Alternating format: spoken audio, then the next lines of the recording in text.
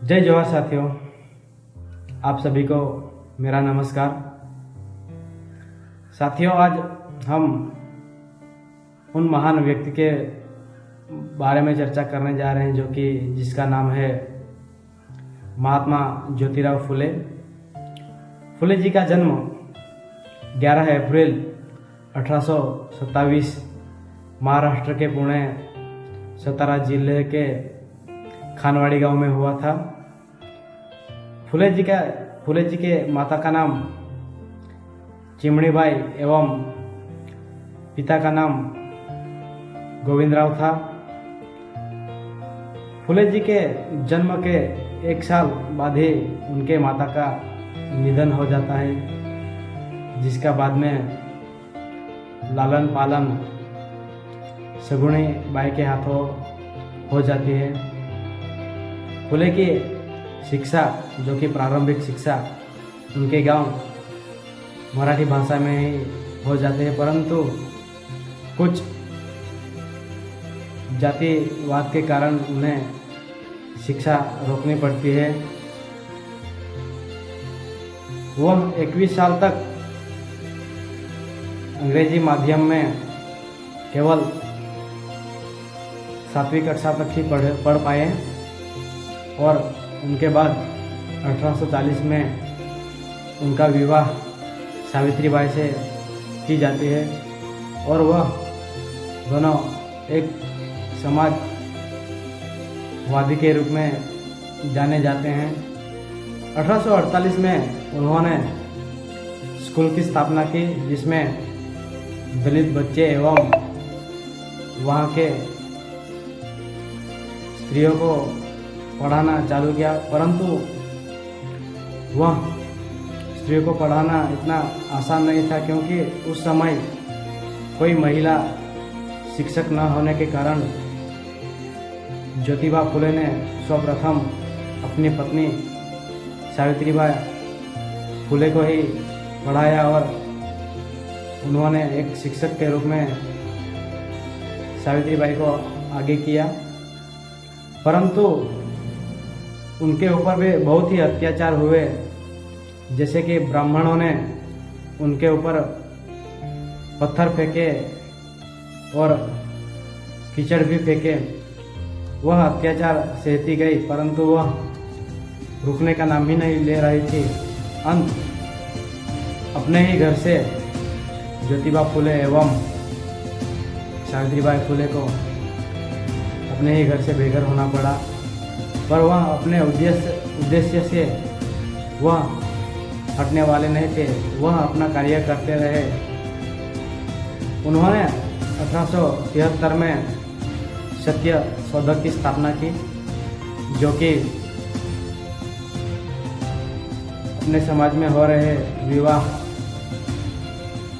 उन्होंने बगैर पंडित के ही विवाह चालू करवाए। इस प्रकार उनके पिताजी का निधन हो जाता है और वह 13वीं रखते हैं। 13वीं में पंडित को बुलाना था, परंतु उनके बदले में उन्होंने अपने समाज के लोगों को एवं अपाहिज लोगों को या बच्चे को बुलाकर उन्होंने खाने पर आमंत्रित किया। वह काफ़ी समाज सुधारक के रूप में जाने जाते थे और वह एक साहित्यकार भी थे। उन्होंने 1873 में सर्वप्रथम गुलामगिरी लिखी और छत्रपति शिवाजी एवं अछूत की कैफियत और किसान का कोड़ा जैसे किताब लिखी और वह काफ़ी प्रसिद्ध एवं प्रचलित भी हुए। वह बहुत ही समाज सुधारक एवं साहित्यकार एवं लेखक के वह बहुत ही बड़े एक लेखक के रूप में भी माने जाते हैं। समाज सुधारक सर्वप्रथम तो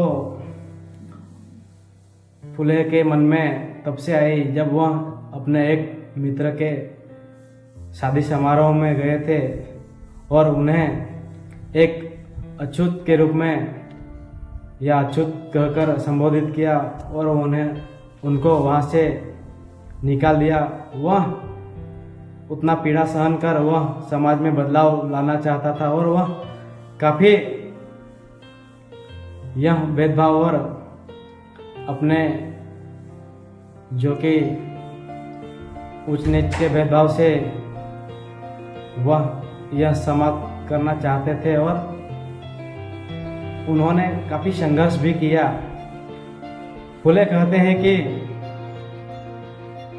विद्या बिना मति गई, मति बिना नीति गई, नीति बिना गति गई, गति बिना वित्त गए और वित्त बिना शुद्ध गए। ये इतने अनर्थ एक अविद्या के कारण ही हुए, यह ज्योतिबा फुले का कहना था। परंतु उनके निधन के 2 साल पहले 1888 में वह एक बहुत ही बड़ा महासभा किया। उसमें लोगों द्वारा उनको महात्मा नाम का उपाधि दी और उनका निधन 28 नवंबर 1890 के दशक उनका मृत्यु हुई और वह एक काफ़ी बहुत ही समाज सुधारक एवं लेखक और एक महान व्यक्ति के रूप में जाने जाते हैं। जैसे हमारे वीर महात्मा ज्योतिराव फुले थे और उनके बारे में आज बहुत ही काफ़ी और जानना है। तो आप सभी को मैं यह कहना चाहता हूँ कि आप उनके बारे में जानें, पढ़ें और समाज में हो रहे अत्याचार के खिलाफ आवाज़ उठाएं। जय जवाहर।